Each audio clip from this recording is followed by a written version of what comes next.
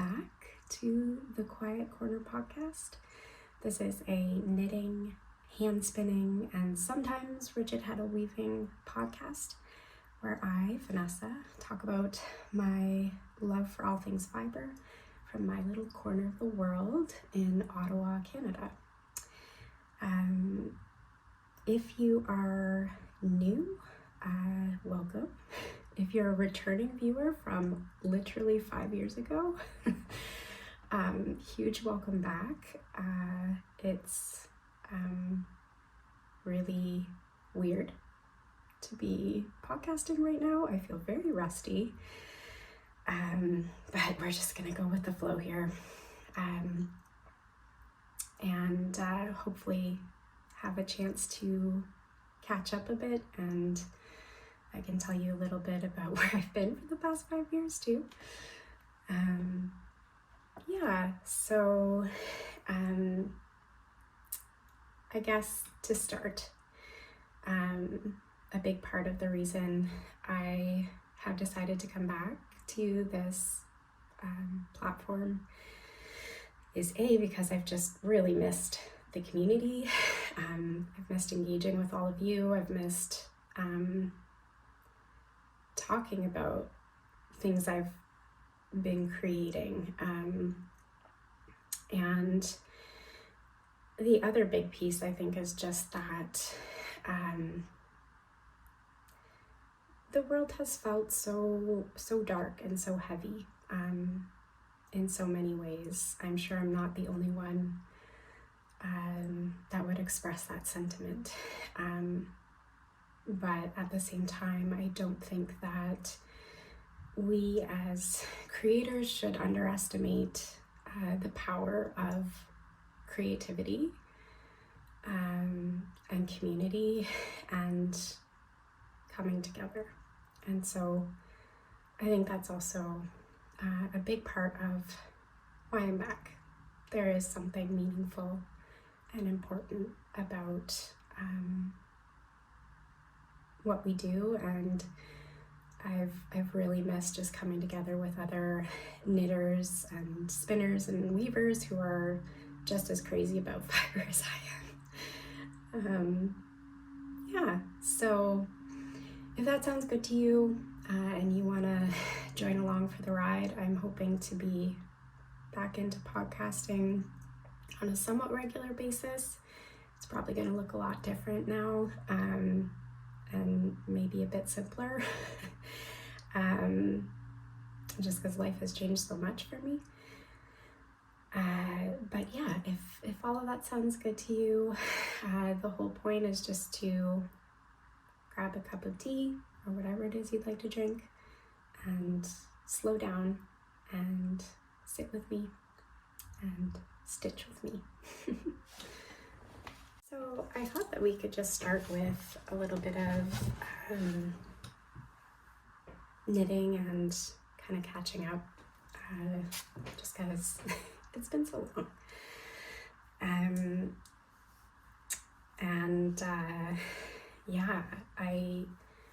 It's so interesting because I think I had started podcasting, might have been during COVID.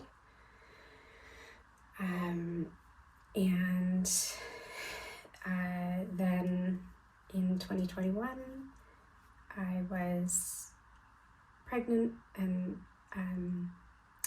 we had our first little one in February of 2021, so right in the middle of the pandemic.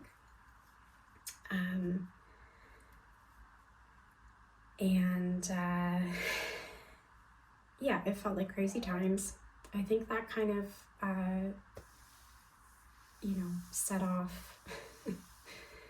set me off kilter a bit with the podcasting and the creativity, like my mojo. After we had our first little one and I was on maternity leave, my knitting mojo just kind of went out the door. And it felt so bizarre because I think it was like at least might have been like around two, maybe even, I think it was about 2 years before I really even started getting back into my fiber arts. And then we got pregnant with our second little one. And that would have been in like 2023, and had him in 2024. He's now just over 2 years old. So we have a 2 and a 5-year-old. It's busy times. But I would say in this past year,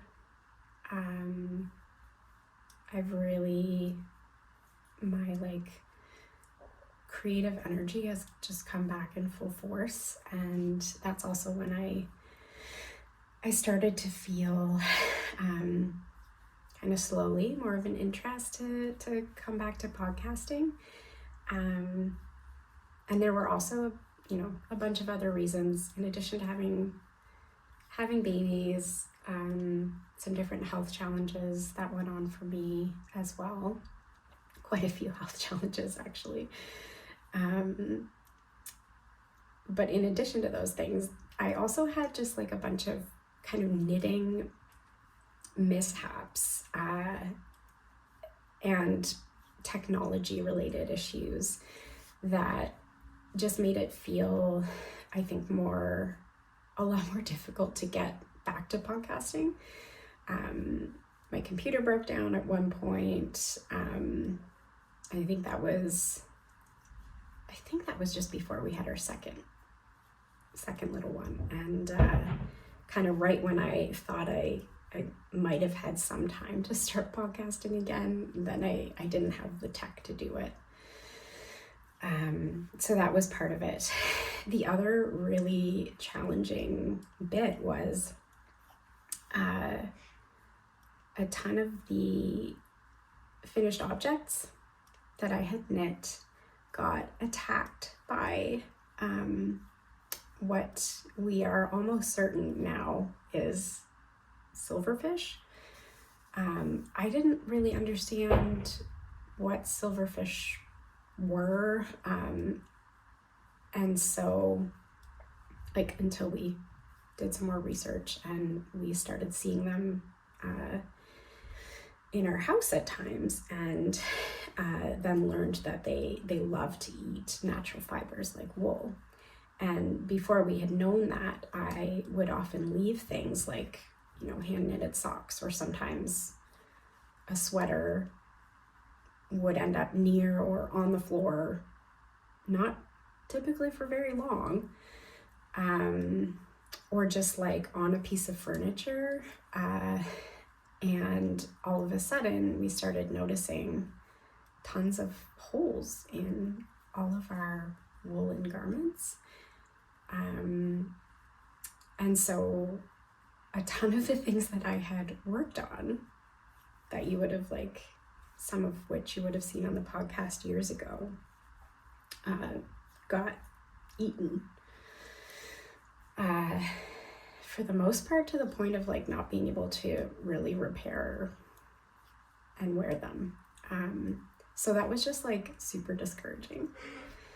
And then also in the past couple of years, I have had kind of an uptick in different allergies, not just seasonal, but and sorry, I'm a little bit stuffy today because it is allergy season, and we're also just recovering from colds in our house.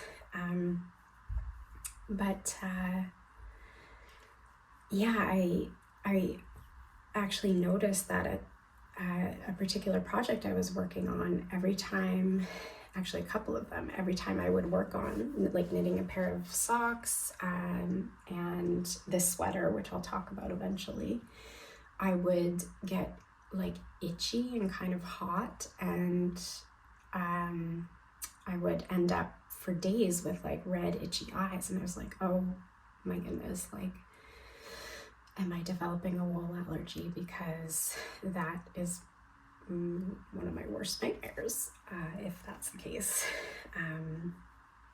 So I had to go through this whole process of kind of figuring out what I was reacting to and if it was the wool itself or something else. Anyhow, I think I have figured it out, and so that has also allowed me to get back into knitting, and just feeling more, I guess, encouraged to get back into my craft. So yeah, with all of those things combined, and many other things I think that went on in life over the past 5 years, it just made it really hard to have the capacity or time and energy to figure out how to do this again. I think it's going to be a little rocky getting back into it, so you'll have to bear with me, but I definitely am glad to be back. So yeah, I think that's pretty much all I'll share in terms of catch up, and I'm sure you'll hear lots more over time. But in terms of the format for the rest of this podcast, I thought I could just talk about my works in progress, also finished objects, and a bit of stash and acquisitions. I don't have anything to share in terms of like spinning works in progress or weaving works in progress, though I do have a finished object to show you for weaving. Yeah, primarily my creative energy lately has been really focused on knitting and kind of building my wardrobe back up. I've also, my color palette has really changed and shifted over the past 5 years, which I'm sure you will start to notice very quickly.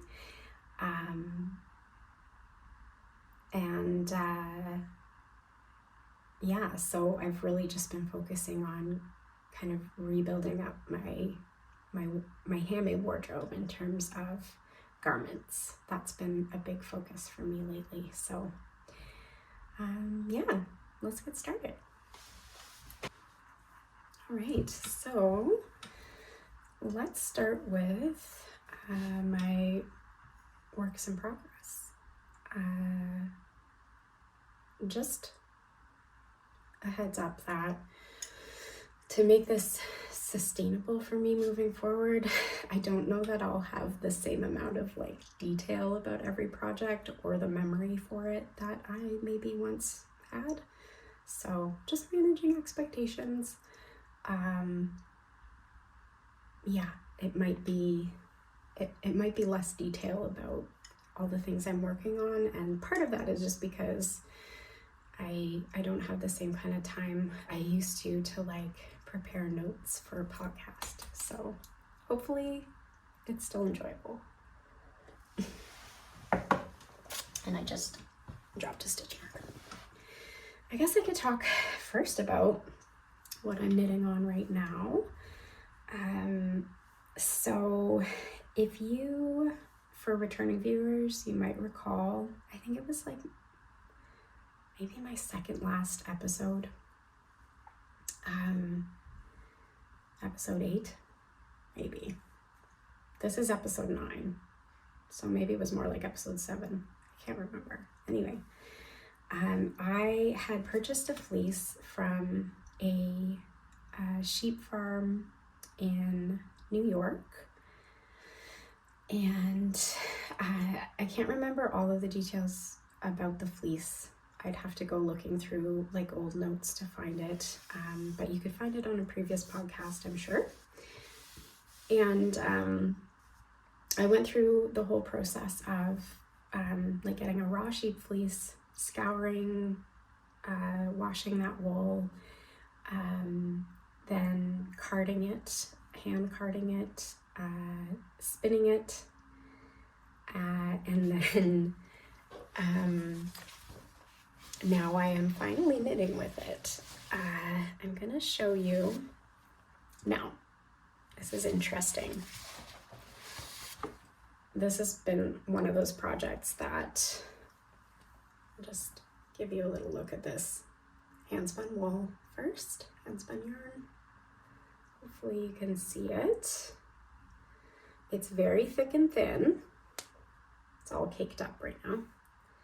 I'm alternating skeins as well. That's why I have the two cakes going at the same time. And yeah, so I spun it up and now I'm finally knitting with it.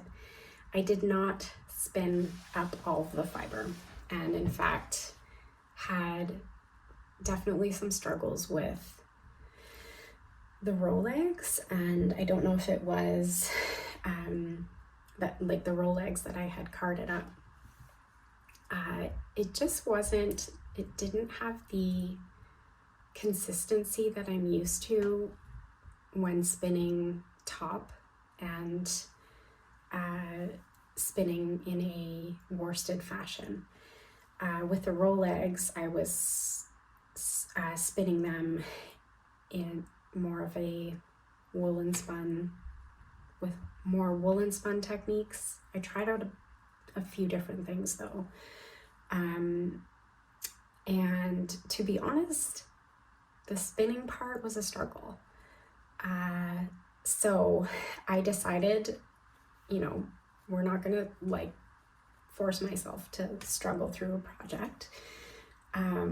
Still super happy that I did the whole process.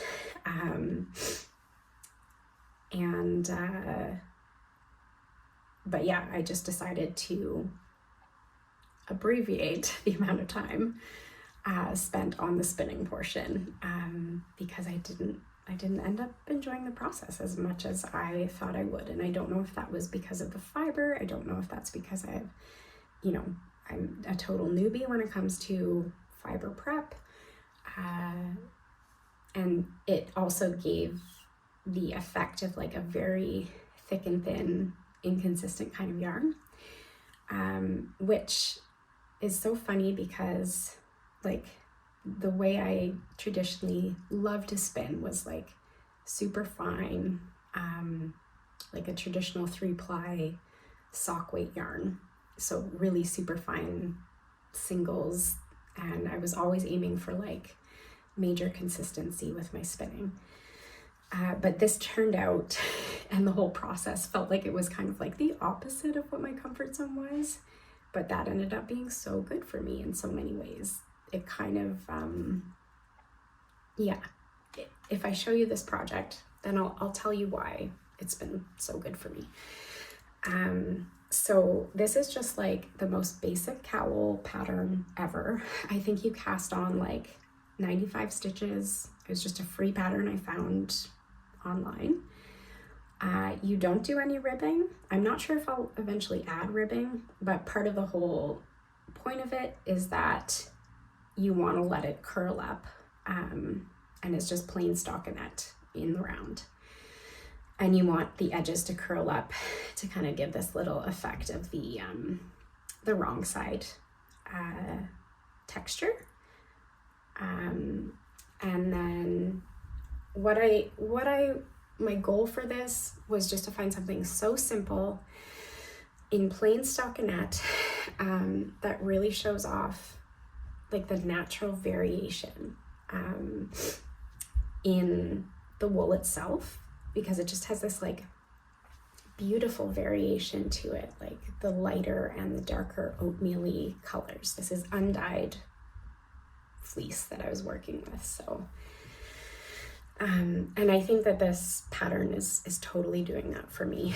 I'm just really enjoying seeing all of that variation knitting up in the stockinette, and because the yarn is so thick and thin, I was worried about like, am I going to be able to knit anything I'm going to like to wear or look at? And it has just amazed me, as hand spinning and knitting with hand spun has always done. It has amazed me because it's a super thick and thin yarn. it has, yeah, just tons of inconsistency, and yet that is what is making the finished garment, to me, so beautiful. Like seeing the texture,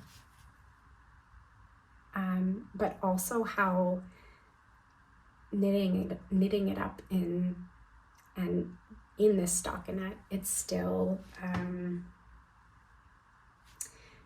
evens everything out so much, like in a way I didn't think possible. So I think I've just been encouraged by this whole process to just enjoy the process of spinning and not be so worried about consistency, and to just let it be this like rhythmic kind of meditation at the wheel. So anyway, I could wax poetic about that process and this project, but I'll leave it at that for now. So this is kind of my super plain stockinette project that I have on the go, and I really like to always have something that's travel friendly and just like plain stockinette, so that I can either bring it anywhere, or it's the kind of thing that I can pick up and really easily knit on, like when there's 10 minutes of peace in the house when the kids are playing quietly, which is rare these days. I actually thought it was kind of funny coming back to this podcast,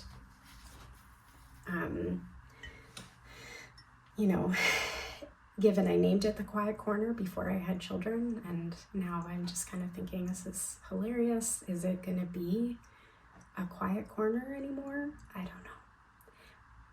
But I'm determined to find some quiet moments, and I hope you can too. So that is my handspun cowl, work in progress. Okay, works in progress. What else do I have on the needles right now? I have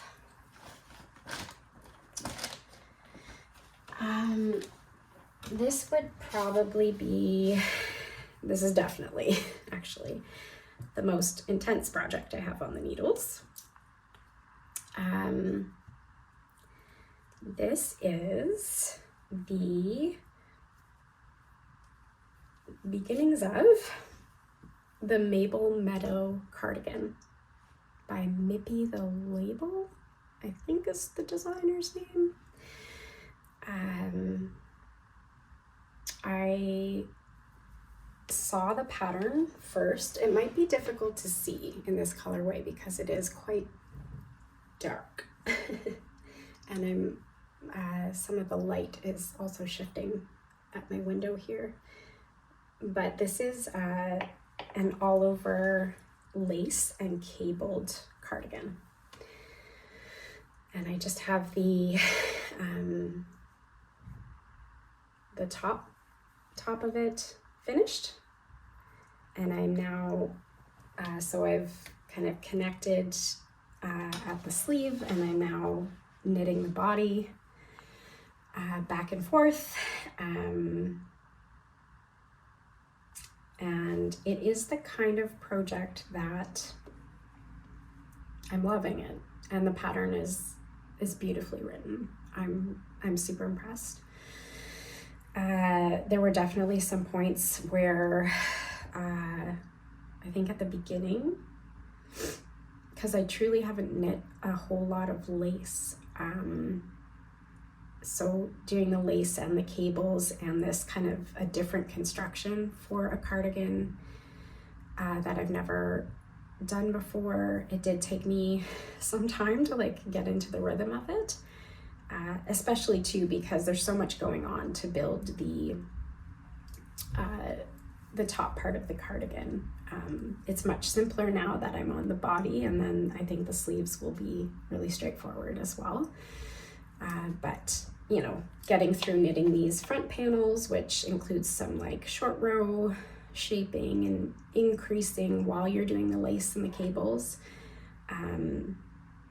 that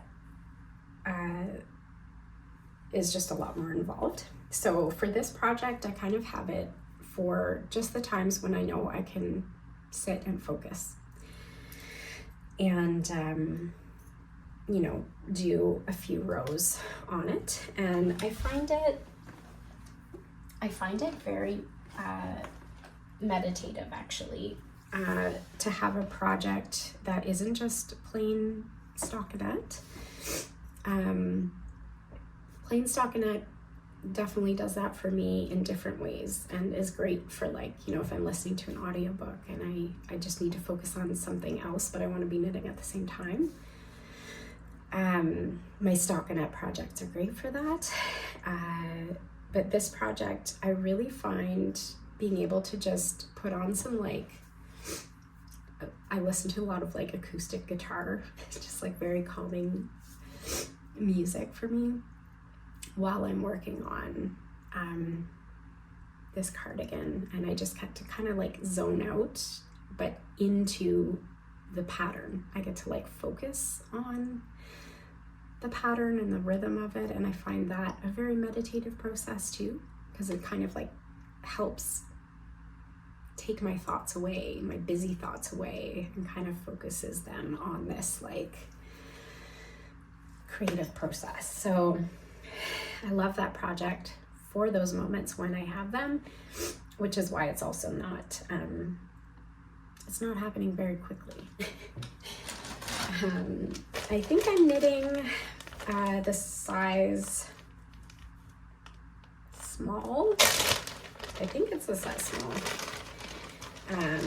And I am knitting it in a yarn I have never worked with before, and it's not typical of me to go for something like this, but I picked up a few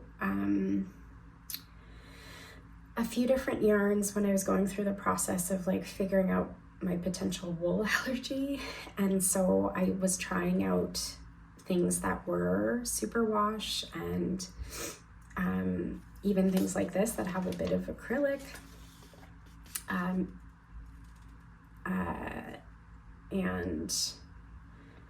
this one is the Barocco Vintage DK. It's a machine washable blend, and it is in the black currant colorway, which again, as you'll see, my color palette has really changed. I'm loving like autumnal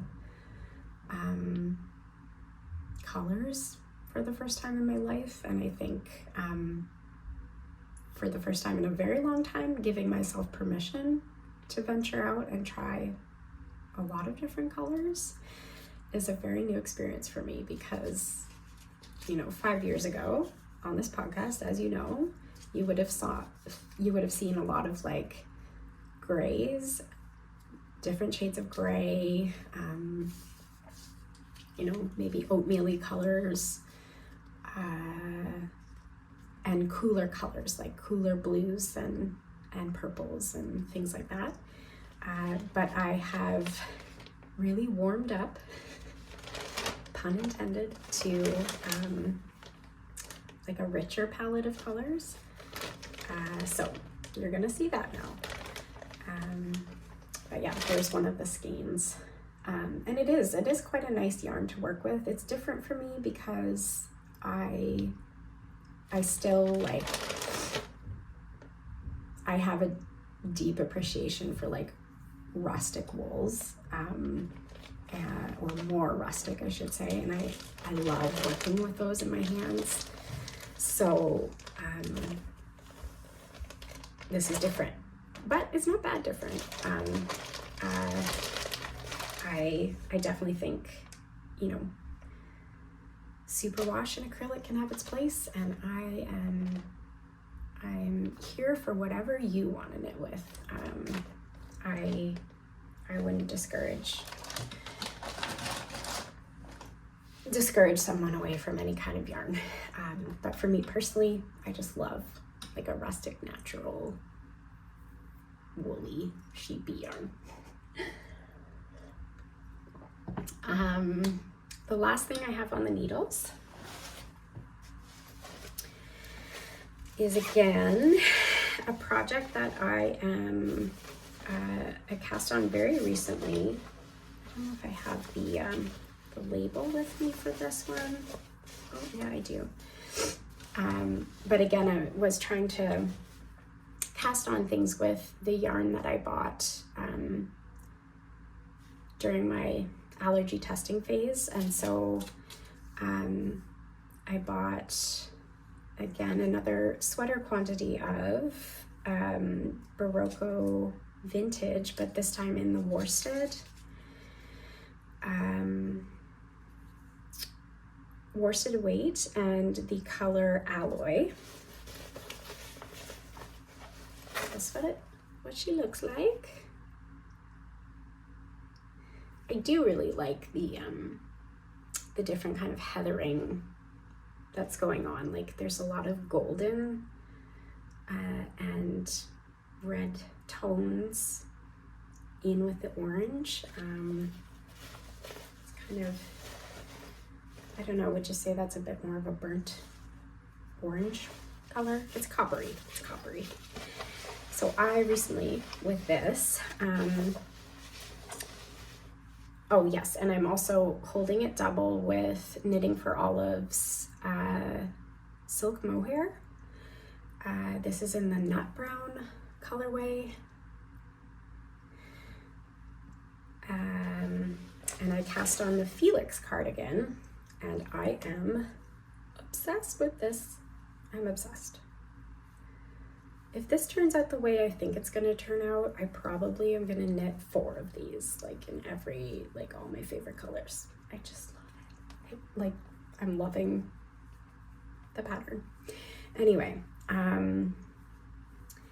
yeah, so I just have started kind of, I think I just finished the short row shaping, and I've done a bit of the raglan increases with the lace. And that's kind of what the fabric is looking like. I'm not entirely sure if I chose the right combination in terms of the nut brown mohair with the copper colorway. I think I'm still gonna love it. If I were to do it again, I would maybe go with something a little bit more of a golden brown. I don't know. But anyway, I love it. I'm really excited about it. And my plan with this project is to get through the yoke and then, oh, sorry, allergies. And then just get it to a point where I can do some plain stockinette and purling kind of TV knitting on it. And then have my cowl as like more of a travel project.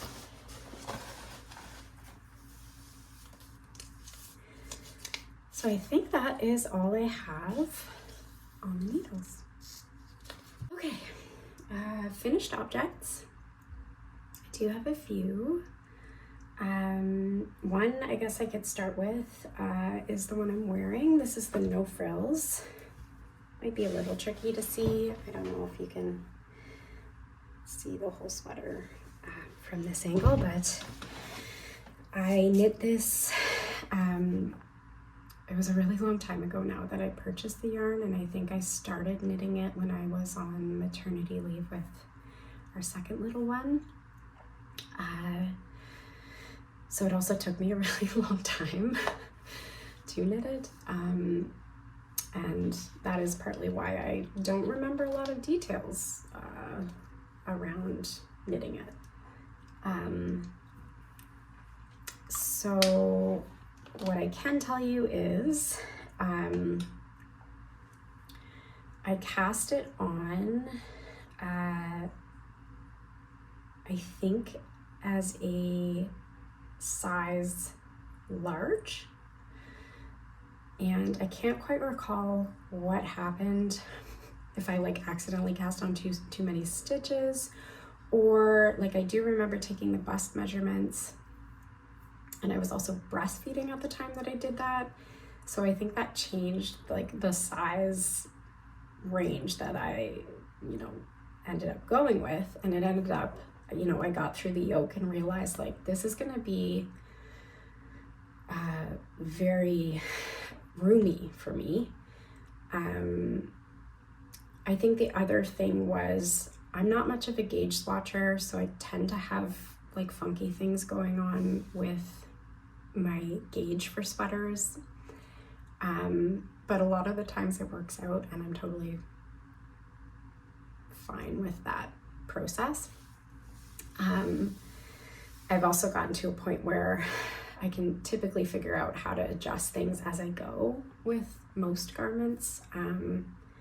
So that's kind of what I did. I realized that when I connected for the sleeve, that the sleeves were just going to be, like, I don't mind the fact that there's lots of room, but it was more so the fact that because of how many stitches I cast on, I had to pick up for the size large. I realized that the decrease rate for that sleeve was going to be like way too long for my arm. So I had to kind of quickly adjust the decrease rate. And so you can probably see that it's quite a steep decrease here, which is not technically what the pattern calls for. So my no frills sweater honestly doesn't really look like the no frills sweater. I also knit it in the Fiber Co lower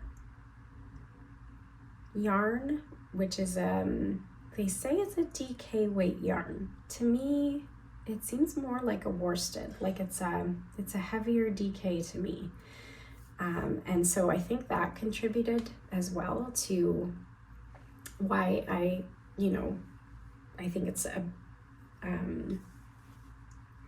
I love the ease and the spaciousness and the oversized nature of it. I'm not bothered by it being oversized on me at all. It just wasn't exactly what I thought it was going to turn out to be. But I love it and I wear it all the time. What else do I want to say about this? Yeah, so I had to like adjust for the sleeves. Oh yeah, going back to the yarn, it's the Fiber Co Lower DK. I believe it's their earthy colorway. It's the green. I'll try to give you a little close-up of it here, maybe on the sleeve. But you can see how much heathering there is in this yarn. There's kind of golden and green, like foresty green, but then also much darker green, kind of flecks of color throughout. And I just love the depth and dimension.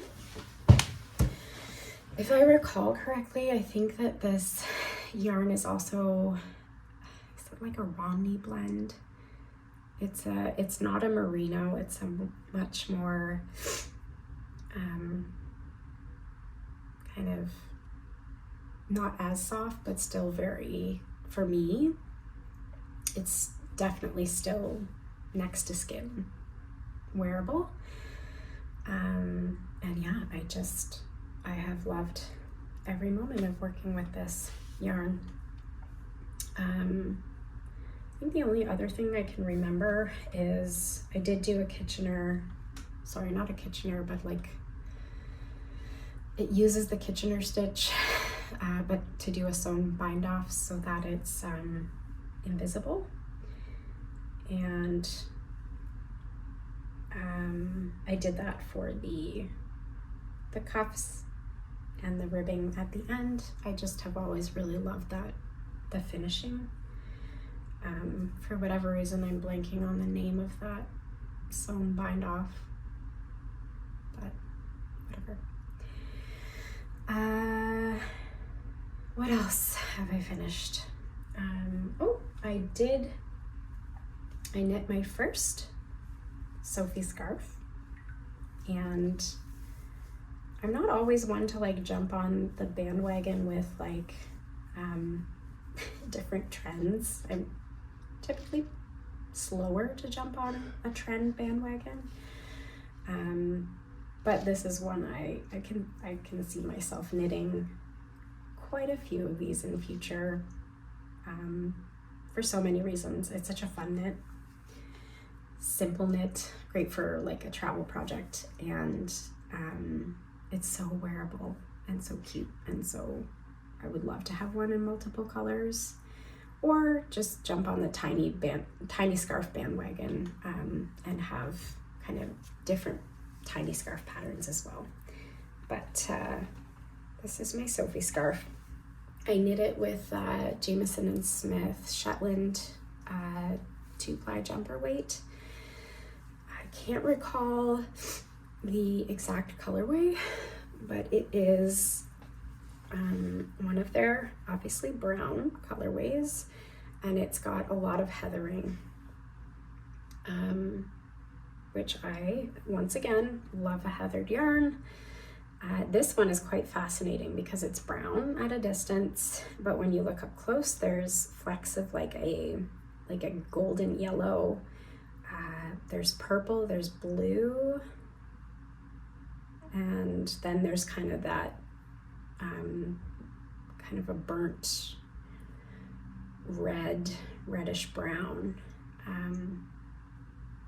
and yeah, I just think it has so much depth to it. It's adorable, it's super warm. I'll try to give you a close-up of the fabric here as well. Hopefully you can see that.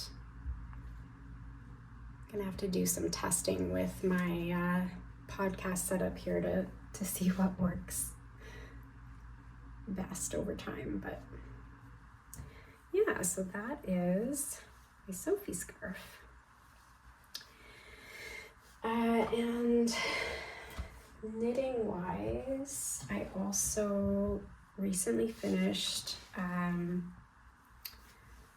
a big cozy shawl. It's just a basic triangle shape. I used my whole plan with this was to use up a bunch of scrap yarn left over from sweaters I've knit in the past or other projects. So you'll see the same yarn from my No Frills is in here. There's also Juniper Moon Fibers. That's the purple.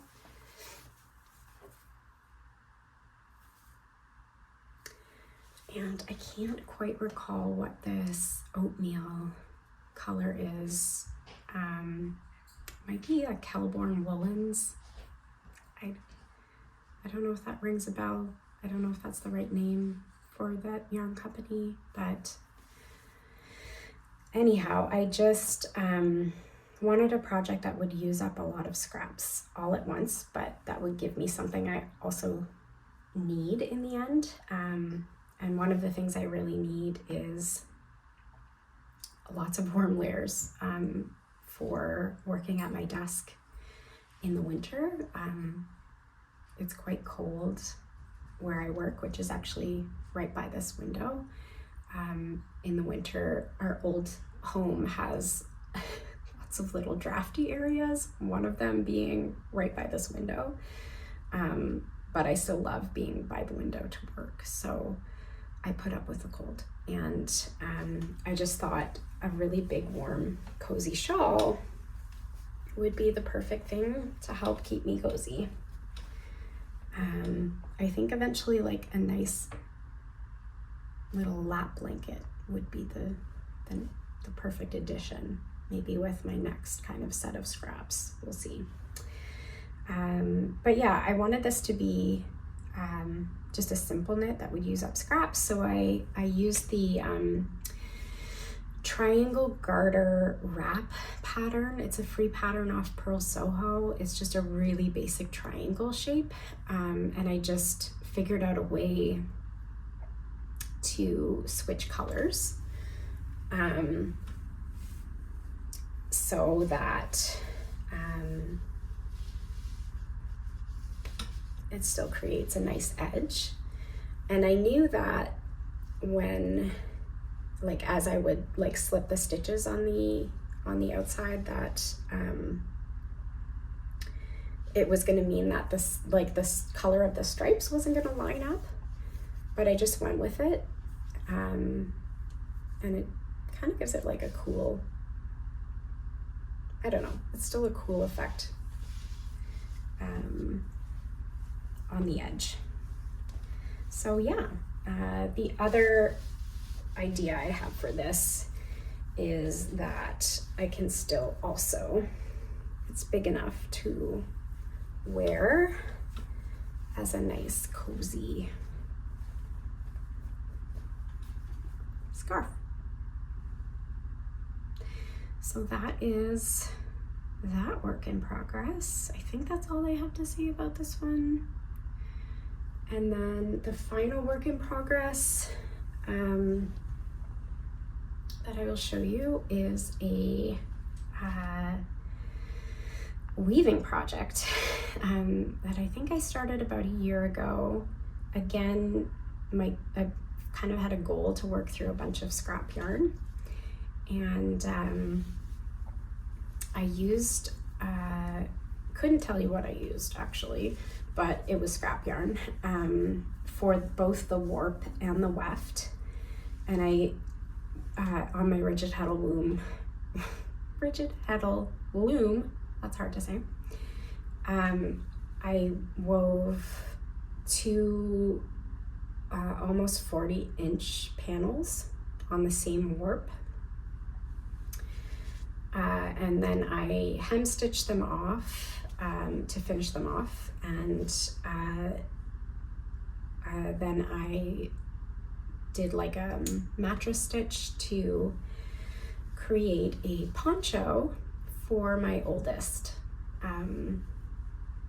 my eldest son. So I also put some really fun buttons on it because he loves colors. He loves like every color of the rainbow. And so I thought, you know, I used gray and green scrap yarn, and I didn't think that was gonna necessarily be very exciting for him. So I thought putting some fun buttons on might make it more exciting. So here is a little poncho for my son, Theo. So my eldest is Theo. Our youngest is Oliver. We call him Ollie. And if you're new here, my partner's name is Dan. You would have heard about him more back in the day when I was on this podcast talking a lot about the Mount Auburn cardigan that I knit him. And I think I shared a photo at the time. But yeah, so Dan is my partner, and we have Ollie and Theo. Yeah, so I think that is everything for works in progress. There's some little finch and chickadees eating at the feeder outside our window, and I just love it.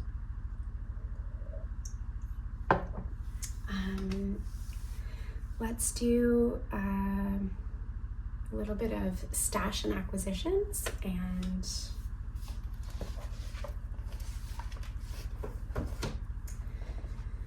then I think that'll be it. Yeah. So some of my stash and kind of latest acquisitions that I'm planning to work with next. Just thought I would share. I purchased a sweater's quantity of the Knitting for Olive no waste wool. This is the chocolate merino colorway. It's their fingering weight. And my thinking for this one is potentially to pair it with a silk mohair. I might knit another no frills cardigan. We'll see. I'm not entirely sure, but I just know that for my color palette and my wardrobe, I'd love to have like a deeper brown garment. So that's that.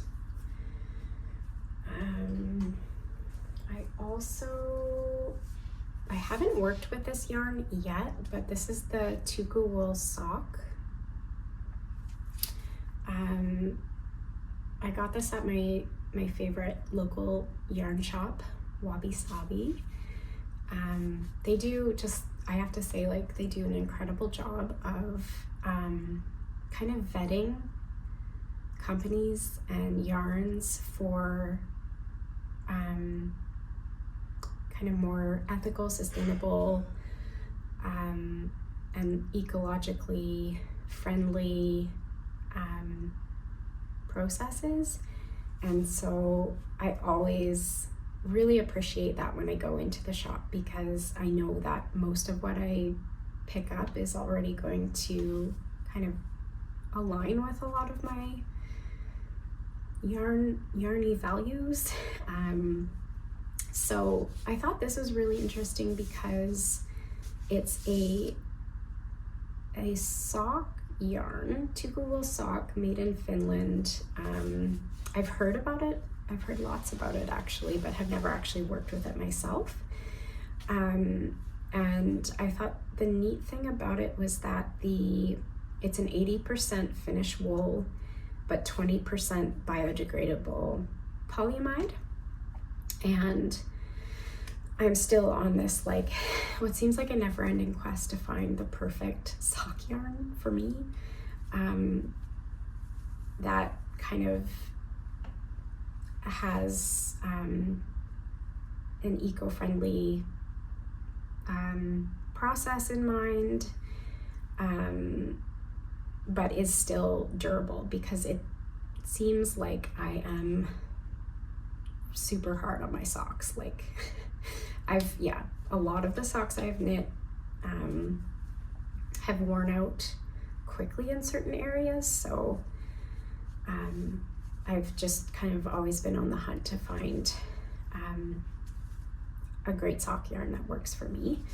And this feels like, it definitely feels like a durable sock yarn. I'm really excited to try it out. And love this brown colorway. They call it, what do they call it? Lungo number 41. Yeah, so stay tuned for socks.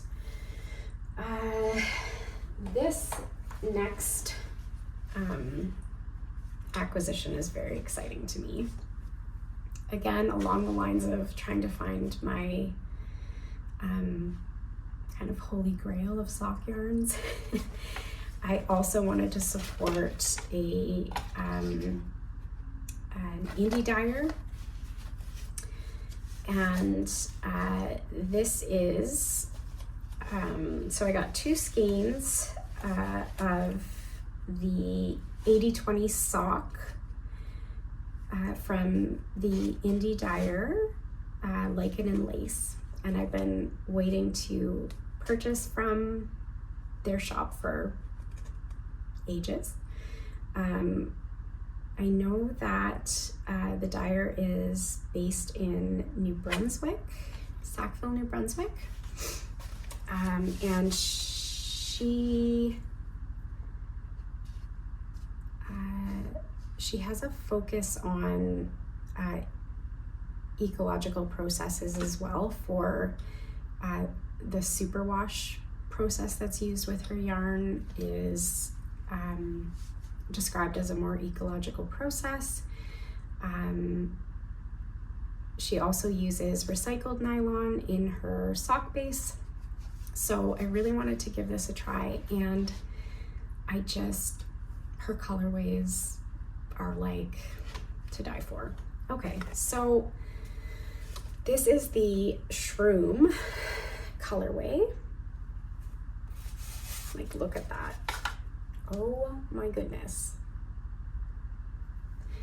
And I'm going to pair it with her amber. I got a couple amber minis to do contrasting heels, toes, cuffs.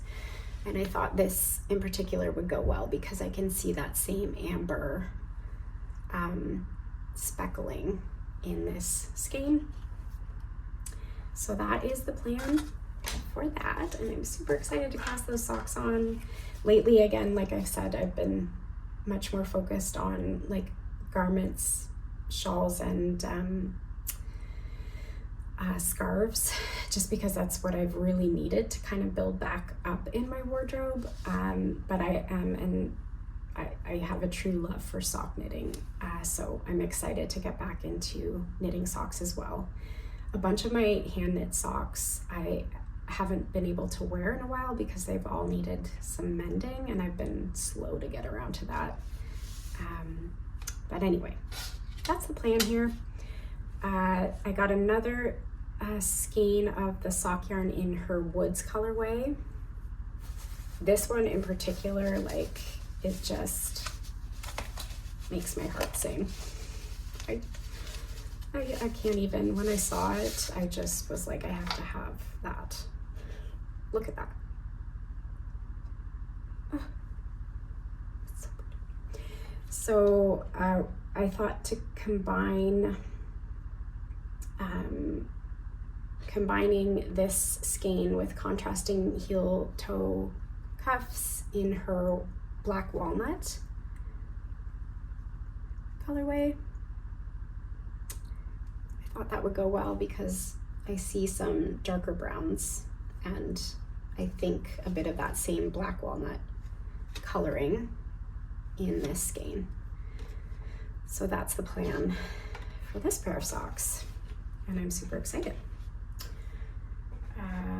And then the last thing that I purchased from her shop, and I'm a little undecided about what I'm going to do with this, but I got her the Marsh Mohair linen in the linen colorway because I was thinking about potentially holding the mohair double for some of the socks, maybe in just the toes and heels, I'm not sure, or I might just use this for something else. But I had read that you could potentially strengthen your socks by holding some mohair double, because it will kind of felt into the fiber that you're knitting and hold it all together a bit better. And because silk and mohair have those durable qualities, I thought that might be worth a shot, but I also don't want to tone down any of the colors. So I don't know if I'll just do it in like the heels and toes. Anyway, if you have any tips or thoughts on that, I would be happy to hear about them. So I think that is all that I have for today's episode. It's been so lovely to sit and chat with you, and I look forward to reconnecting on this platform, and hope to see you again soon. Bye for now.